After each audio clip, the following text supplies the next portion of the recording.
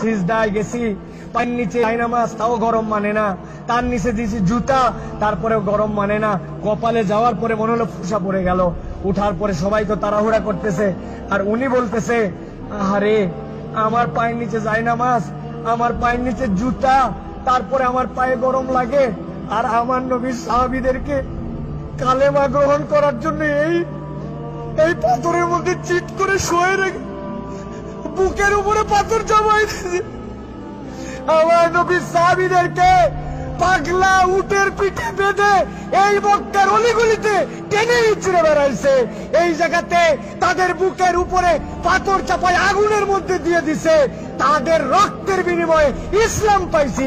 আজকে আমি 2 রাকাত নামাজে পায়ের গোড়ালি গরম হয়ে যাচ্ছে জন্য কষ্ট হয়, এসিটা একটু কম ঠান্ডা মারে জন্য কষ্ট হয়, আমার মাথার উপরে যদি একটুখানি সুন্দর ছাতা না থাকে কষ্ট হয়।